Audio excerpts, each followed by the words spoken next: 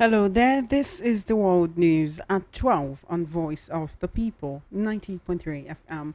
My name is Chioma Innocent, and here are the top stories. Trade union opposition figures back Lagos copper facing threats for criticizing President Tinubu. Senate dismisses Senator Natasha Akpoti's arrest allegations. Three injured as Wike allegedly deploys soldiers and police against Ijo youth and Fubara supporters. And Russian official insists peace deal must bar Ukraine from NATO. Details now.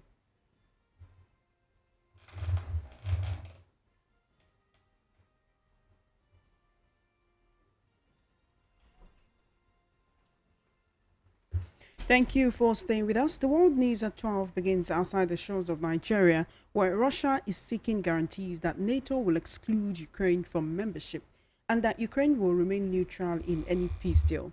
According to a Russian Deputy Foreign Minister Alexander Grushko, Russia will demand that ironclad security guarantees become part of this agreement. Part of these guarantees should be the neutral status of Ukraine, the refusal of NATO countries to accept it into the alliance. This comes as US President Donald Trump has said he will speak to his Russian counterpart Vladimir Putin on Tuesday as talks continue over a possible ceasefire in the three-year war in Ukraine. The US and Ukraine have agreed to propose a 30-day ceasefire to Russia. While Putin said that he supported a ceasefire, he also set out a list of tough conditions for achieving peace. Meanwhile, Ukraine's President Volodymyr Zelensky has accused Putin of trying to sabotage diplomatic efforts to secure an immediate ceasefire.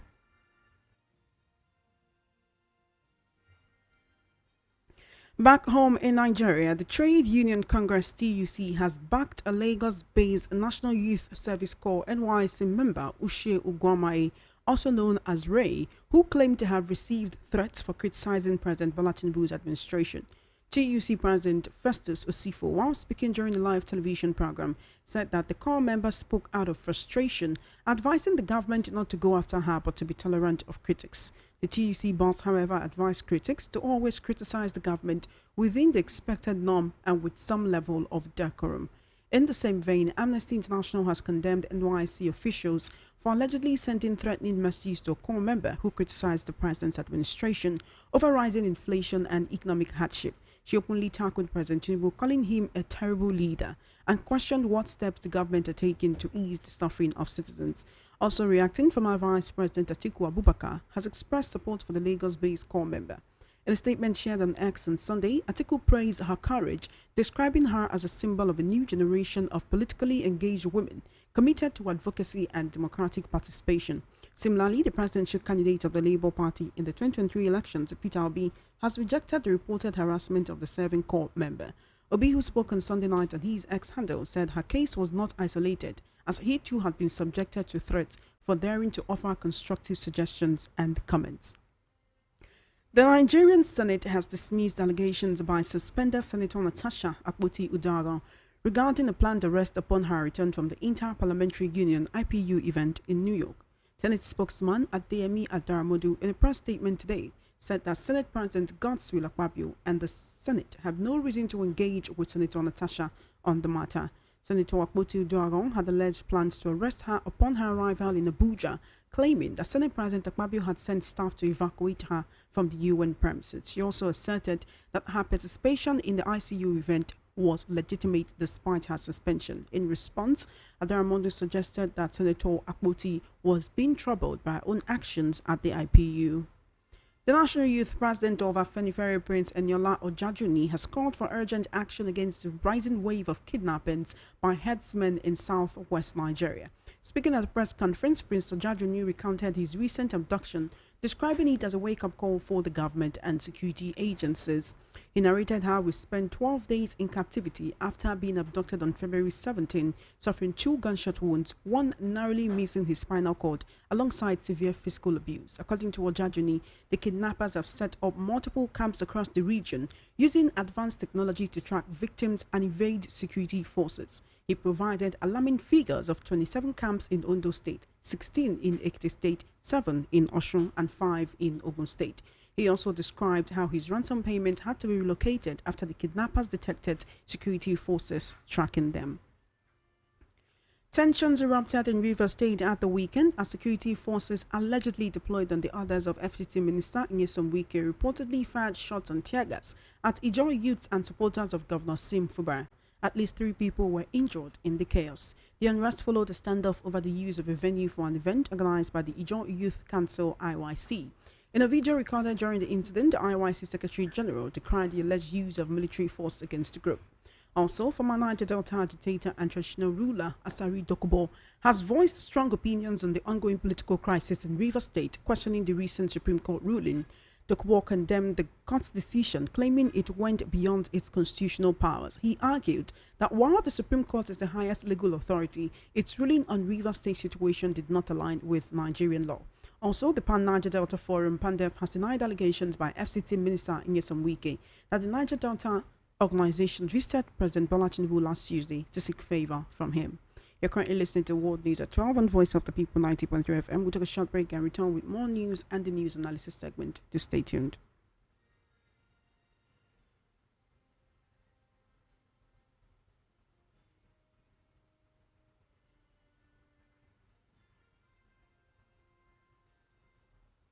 Welcome back. You're still listening to the World News at 12 right here on Voice of the People 90.3 FM. The Rivers State House of Assembly has served a notice of alleged misconduct against Governor Siminalayi Fubara and his deputy Ngozi Odu. This is the first step in the expected impeachment proceedings against the duo. Their impeachment, if it sails through, will see the Speaker of the Pro-wike House of Assembly, Martin Amewule, assuming the role of acting governor. The lawmakers and Governor Fubara have been engaged in intrigues and maneuvers, with the lawmakers last week locking out the governor when he came to present the 2025 budget to them and hastily adjourning indefinitely. Governor Fubara's estranged political godfather, FCT Minister Nyesom Wike, said over the weekend he would not stop the lawmakers from impeaching the embattled governor if they found him worthy of impeachment. Now joining me to discuss issues on the World News at 12, I have veteran journalist as well as political, social and national affairs analyst, Mr. Chukwuma Okoro. Thank you for joining me this afternoon. Good afternoon, Chairman. Thanks for having me. Thank you for coming and Happy New Week. Let's begin with the Pro-wike lawmakers commencing what you could call impeachment proceedings against Governor Fubara and his deputy governor. Like his deputy governor was not left out of it. This is, reportedly the first step in the expected impeachment proceedings. Could this be why they went on, they just adjourned their sitting indefinitely? Could it be why they locked the governor out when he's been trying to represent the budget and follow the Supreme Court ruling after the president said you have to adhere to the rule of law? Is this the end game of the Pro-wike lawmakers? And that's the reason why they've been rebuffing what a lot of people have called the peace advances being made by Governor Fubara. Oh, well, I will be surprised that anybody is surprised that this is coming because I think the threat that has hovered around him, the threat of impeachment that hovered around him, while the court cases were still on, is gradually manifesting, with this service of a notice of gross misconduct to the governor and his deputy. Wike takes no prisoners, just like many politicians. Most politicians take no prisoners. They are very ruthless, especially when it has to do with an agreement that went awry in the first place.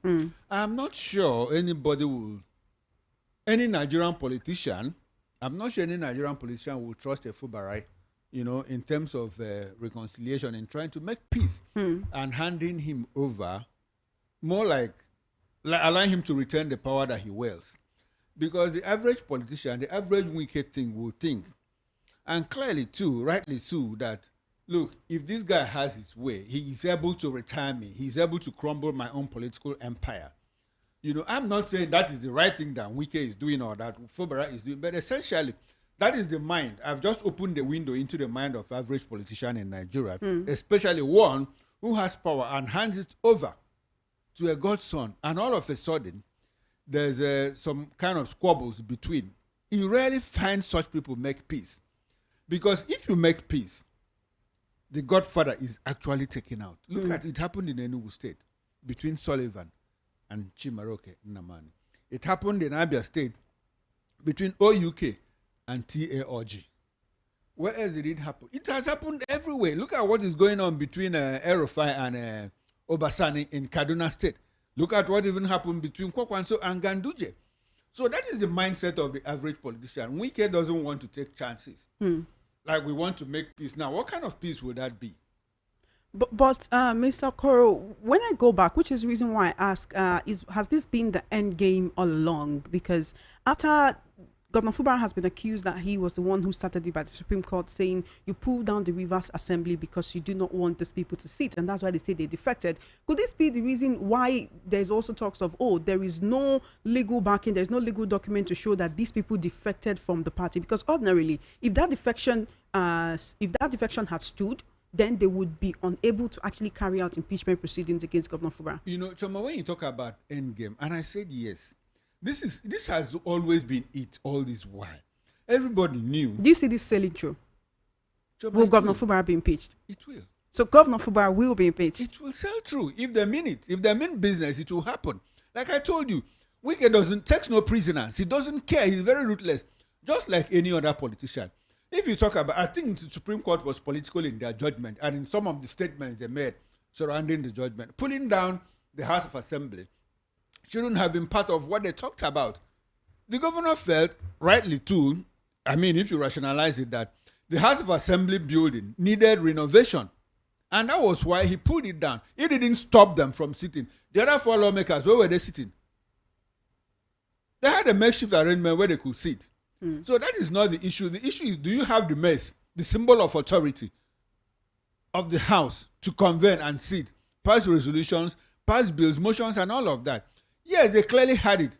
Some people had the mess. So, and if you talk about the defection of these lawmakers, it is on record. During plenary, the video is out there, it's here in my phone.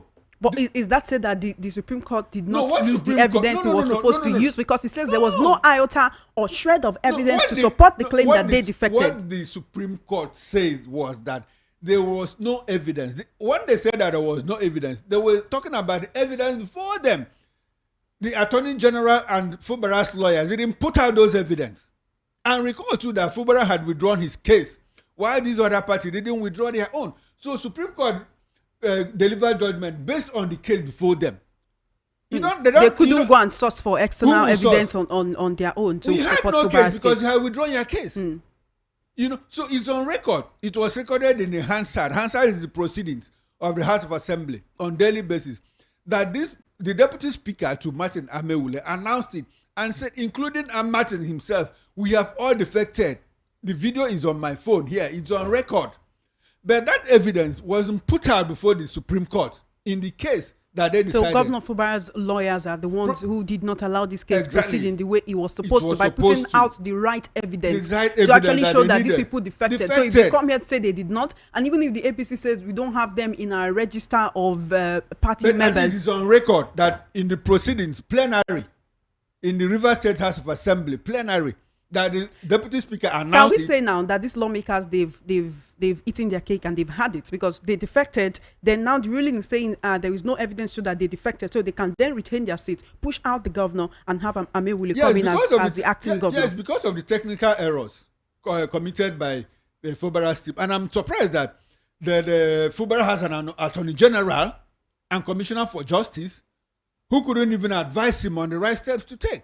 When I asked someone from Port Harcourt, they said, well, that the Attorney General is someone who was picked from academics, from a university. See, there's a difference between practicing law and teaching law. These are two different things. When you go to law school, when they teach you, they tell you, see, what we are teaching you is theory. When you get into practice, you see a different thing altogether. But just have this as a body of knowledge, as a compass, as a guide. What you see in practice is quite different. I think that's exactly what happened. And I kept asking myself, like I'm asking now, doesn't Rivers State, doesn't Fubara have an Attorney General who even advises him? He has a team of lawyers. What were they doing? Couldn't they advise him properly? Look at where they just ditched him. That's exactly what is happening. You know, and we have seen in this country where people have been impeached outside the state. In Abuja, Obasanjo did it, Alamiesa, Dariye, all of them were impeached outside their domain. Except we want to change that culture of impunity. Now, look at what is happening about appointment of the Chief Justice and the allegation that he forged his certificates and all of that. I think someone is also trying to pull the rug off Fubara's feet. Unfortunately, that is what it has become. And it's looking like the person may succeed in pulling off the rug under his feet. But when that person succeeds, what happens? Because you can win a war, but have you won the battle? What happens to Rivers State? I don't know if you've seen that viral video where Wike is being accused of allegedly deploying soldiers and policemen against Ijaw youths and Yes, I saw it. Fubara supporters. Yes, and on Saturday.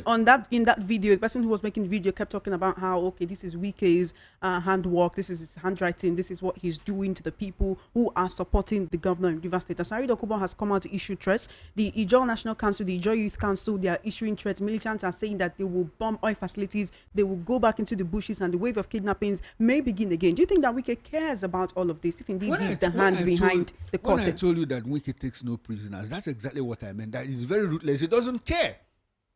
He doesn't care. So nobody's thinking about the chaos that may happen if this impeachment actually goes through, because there will be people who... You recall when Wike went on Saturday to Abalama, the people of Kalabari organized an event to welcome him and say, yes, we recognize you as one of our own. And the women rallied against that event. They blocked journalists from accessing the venue where the event was happening. They even tried to stop Wike's convoy from passing by. But, the security operatives fired tear gas at them and they had to disperse. Some men were wearing black and black with white scarves, pulling down his billboards that have to do with him, just telling Wike, stay away from Rivers politics, so that the things that accrue to the people can actually come. Okay, so... In all of this, yet we still haven't seen a stand down. In the last media chat he held, so you heard the way he was speaking and saying, if these lawmakers do not find the governor worthy of being governor anymore, then they can impeach him and there's nothing I can do about it. And exactly what I said. I said I'm surprised that some people are surprised that this thing is going this way. It's been in the radar for a very long time.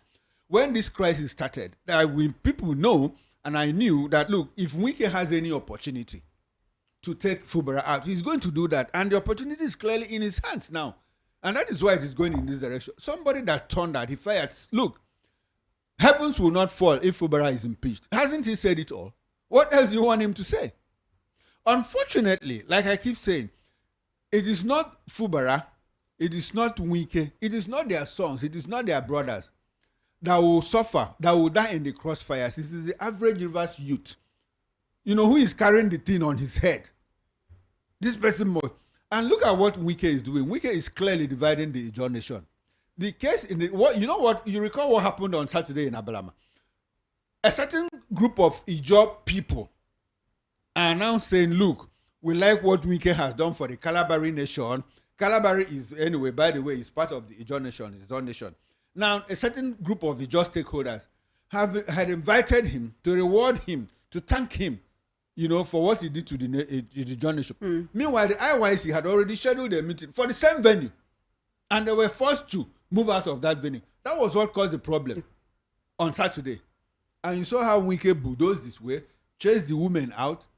3 people, like you said, got injured in the process. And if you look at the video, look at how he sat, unperturbed. And his henchmen, soldiers, DSS, plainclothes, were all in front of him while reception held. And IYC couldn't even hold the meeting. Meanwhile, they were the ones that secured that venue before. So that clearly tells you that part of the politics is also played is to divide the Ijaw nation.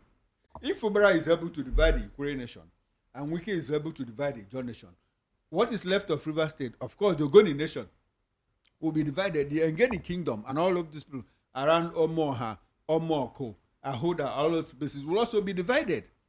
So that is what is going to happen in Rivers State. Unfortunately, a lot of people have been saying, why can't the president step into this and make peace? But he stepped into it in the beginning. He also stepped into it recently when he talked about Governor Fubara obeying the rule of law, which he says he's been trying to obey by representing that budget. But would I say, unfortunately for him, based on recent events, the lawmakers had other ideas. I think the president's intervention was clearly one-sided. The president took sides up the issue right from the beginning. When he advised Fubara to withdraw his case, it was advisory anyway, and Fubara took it. Why didn't the president advise the other parties to withdraw their case? So more like a trap was actually set for Fubara, and he fell into it. So that's why and look at the president's intervention. He waited up until the Supreme Court gave judgment and now told Pandev, go and ask the governor to implement the Supreme Court decision. That is side-taking, if you ask me. That's clearly what he did. If he meant well, he could have called them again before the Supreme Court judgment to say, see, if there's any way you can make peace and save Rivers State and save Nigeria from all of this, please do that. He didn't do that until after the Supreme Court judgment. So, if, in my opinion, the president is clearly taking sides, and it's not good for Nigeria. Let's move on and talk about the state of Nigeria's economy at this moment. You must have seen the viral video of a young lady complaining about Nigeria's economy, where she called the president a terrible president and asked, what are you actually doing to make sure that things are stable, as everything is so expensive? She complained about the cost of food, transportation, data, and others. Of course, you have a lot of people attacking her and bringing out videos of where she's flexing and saying, oh, you're trying to live above your means, and then calling out the president. She also claimed that she was being harassed or threatened by the NYSC leaders in Lagos State, and the other had to come in this morning. Shuwore and some lawyers followed her to the venue. Based on what Shuwore posted after they got there, he said there was no one on seat to actually attend to them. That is, the people who summoned the young lady were not even there to talk about the situation. He called them cowards and says, oh, they are running away from being accountable to Nigerians. Why does it seem that every opposition voice is always trying to be quashed? Because even Peter Obi has come out to say that he is receiving threats. He received threats anytime he makes constructive criticism of this administration. Joma, in everything that has happened between that girl, the NYSC, Showore, Peter Obi, and all of that, the person I think that Nigerians should even go after is the NYSC lady. What was her business calling the young girl? Is that her brief? I mean, this girl is entitled to have free space. That is the person who reportedly threatened her. Yeah, threatened her. Could she have been doing that just on her own? Could she have been doing that without any others? Okay, now let's take it. To say this person is serving in your location, why you allowing them to speak against the government? Now let's roll it back to the person that, if we can't find the person that gave her the authority, then she should be held to account. You don't do that. You don't do that. And I think the girl in question is a very smart fellow. Because I've listened to her, I've watched the video, the 2 videos that she spoke. I even tried to bring her on my show this morning so that she could talk about it. You know, now she said, "He's a terrible leader." She didn't say you are a terrible person. You could be a nice person in your home. You could be a nice person in your community. You could be a nice person in your office, but you become terrible when you are handed over leadership. That's exactly what the girl said. Did she say, Tinubu, you are a terrible person? She said, no, president, you're a terrible president. And not a few people agree with her. Many Nigerians agree with her because Nigerians are suffering. Nigerians are clearly suffering. And people are trying to paint a picture of an economy that is rebounding. Where is that happening? Prices are coming down. You tell us that a bag of rice that used to sell for 25,000 naira some 2 or 3 years ago is now 80,000 naira from 110,000. And you say the economy is rebound. What kind of rebound is that? A crate of eggs for 6,000 naira? How much does that translate per egg? And people are going to town to say, look, the economic policies of this administration is making sense. What sense is that? You buy a tuber of yam for 2,000 naira, you say prices are coming down. When you used to buy it almost 2 years ago, just about 2 years ago, for 500 naira. It seems to be only people who align with the president, who support him, that agree with those who are calling out. Because others have said, oh, you need to apologize to the president. You don't call him out just like that. But again, if we do not make our realities known, how would they know this is what it is? Because when those close to the presidency, presidential aides and others come out to tell us that this is happening, the other day the Minister of Information said food prices are going down. The Minister of Finance and Coordinating Minister of the Economy, Wale Edun, said the same thing as well. But when we visited the markets, that is not what we experienced. That is not what the traders told us. Is telling you that food price is coming down. Does he buy fuel with his money? Does he house himself? Does he feed himself? And everything about, does he buy his own car?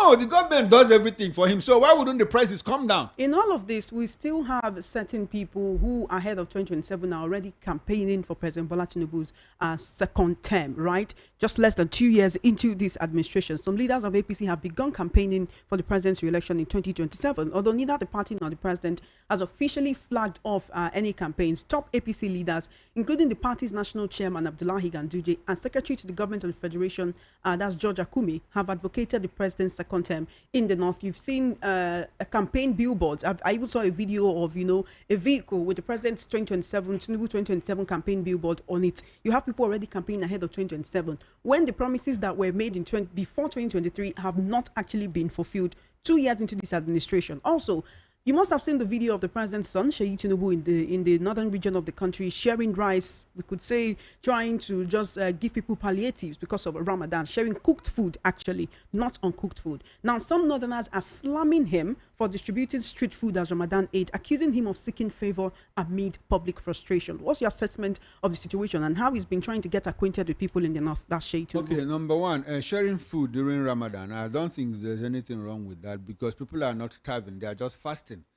6 to 6. People are not starving.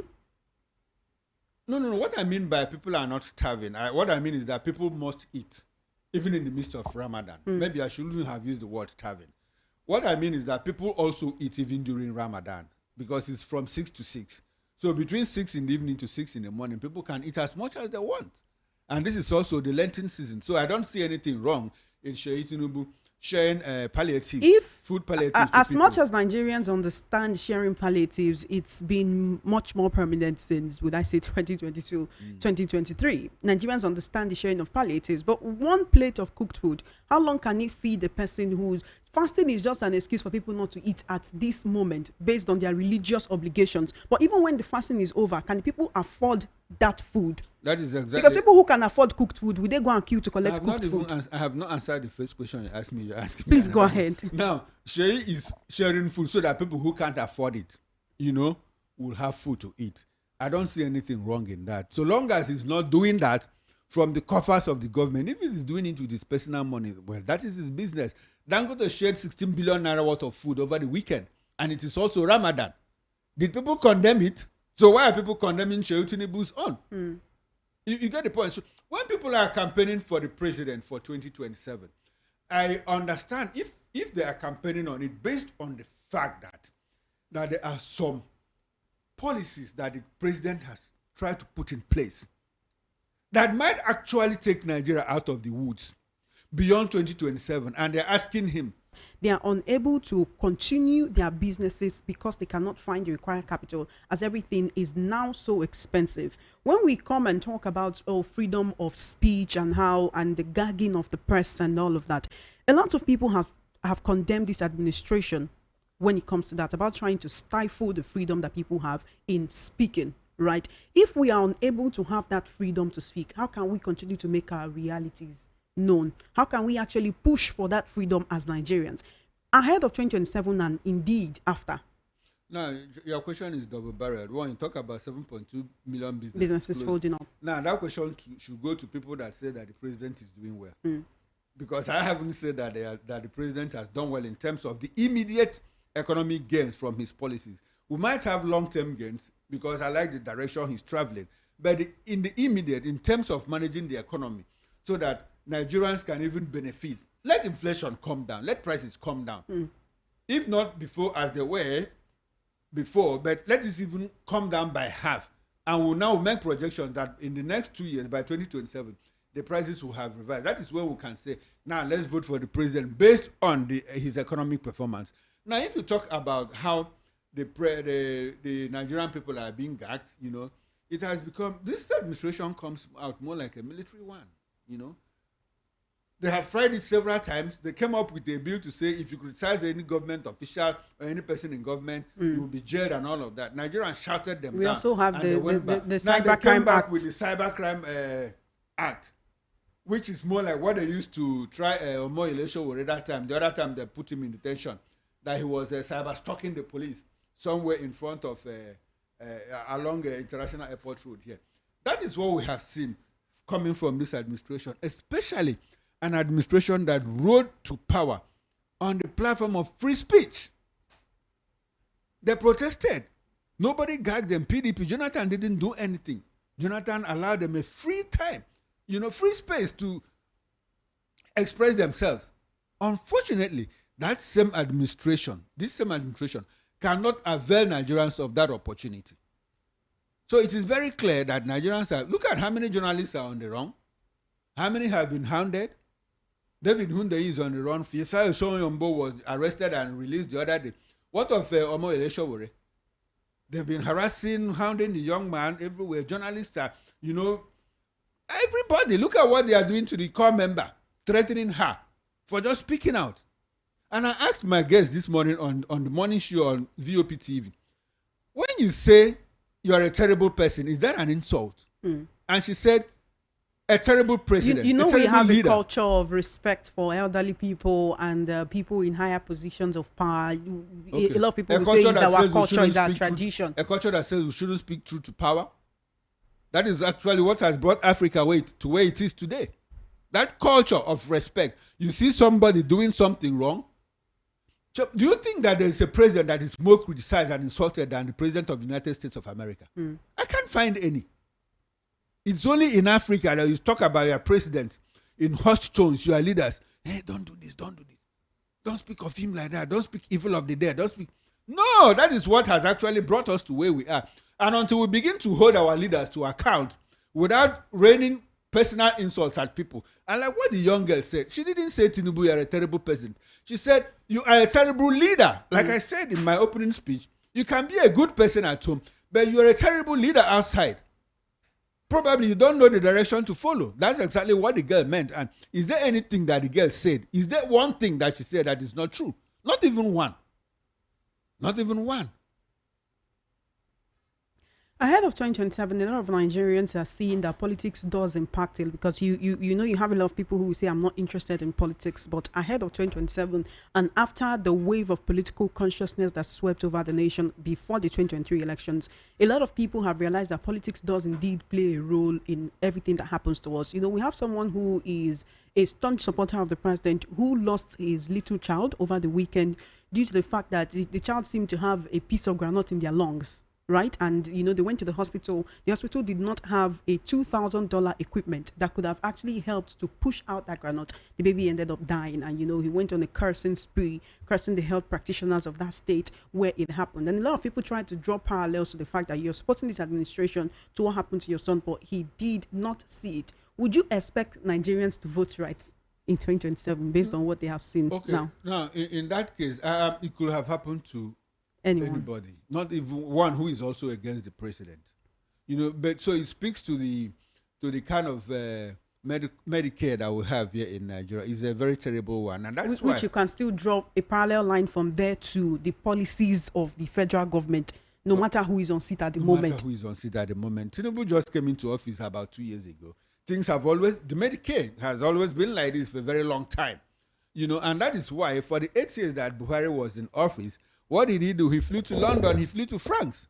And at the point, even look at Yaradua, go to Saudi Arabia at some time for medical treatment. India has become a tourist destination, you know, for medical tourism for Nigerians in particular.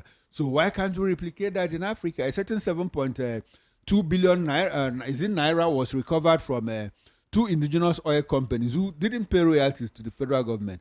Can you just use that 7 billion naira and put up a state-of-the-art hospital in Nigeria? What of the National Hospital in Abuja that was built by Sani Abacha? What has happened to it? Why can't they put equipment there and localize them to the 36 states of the federation? We have federal medical centers across all the states of the federation. Some of them are lying decrepit, comatose. Nothing goes on there, and people are paid salaries every month.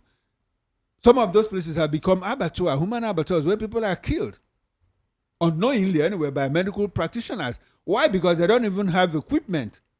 They don't have light. Look at what has been going on in UCH, University College of Medicine in Ibadan, where they have to use torchlights to carry out surgery. So, under that condition, will you say that the president or a government has done well?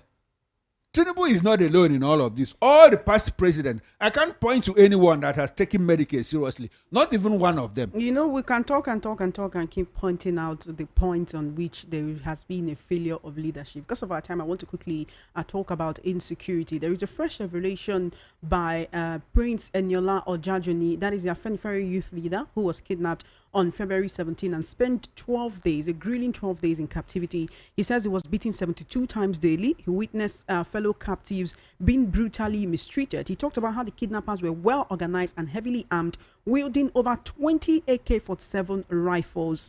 Now, he talked about how they were disguised in military uniforms and opened fire on his vehicle, hitting it with 19 bullets. He talked about how they have established camps, 27 camps in Ondo State, 16 camps in Ekiti, 7 in Osun, and 5 in Ogun. And he pointed out that these people are, they are Fulani headers, right? How did these people get access to military uniform and military-grade weapons? And they're able to set up camps in different forests in the southwest, despite the advance that Amotekun has been making in that area. Okay, now the young man he's lucky that he came out alive. That is number one. Number two, he said they are organized. Disorganized crime. When you hear about organized crime, when you hear about the kidnap gang, when you hear about the drug cartels, when you hear about terrorist cells and all of that, it's quite organized. I like the word that he used. They say they are organized because that is organized crime. Now, and these people cannot, if they say they are, if he said that they are Fulani headers, well, that is his word. I don't know if anybody has gone there. Well, that security agencies have also arrested any of these people. But whoever they are, whether they are... That may not even be Nigerian. That may not even be Nigerian. Now, the point is that they are working with locals. It's organized crime. Because there is no way they can come and understand the terrain just like that. People collaborate with them. Even soldiers collaborate with them. That is why you see them with military fatigue. That is why you see some of them with AK-47 branded Nigerian army. Some of them were caught in my place, in my own village. And their guns were branded Nigerian army guns. So how did they get that? So they have collaborators within the security agencies and all of that. It is high time we began to speak about these things because that is what they are. That is what it is. They are involved. Security agencies are involved. They collaborate with the locals. They will not have access to those farms, to those forests, if locals do not give them access to those places. That is what it is. I watched a video where a Fulani header was talking about how... That is what it is. With people in government, with security agencies, with ordinary locals who also want to use kidnapping to make money. So it is organized crime. The Eniola guy didn't say anything strange. He's very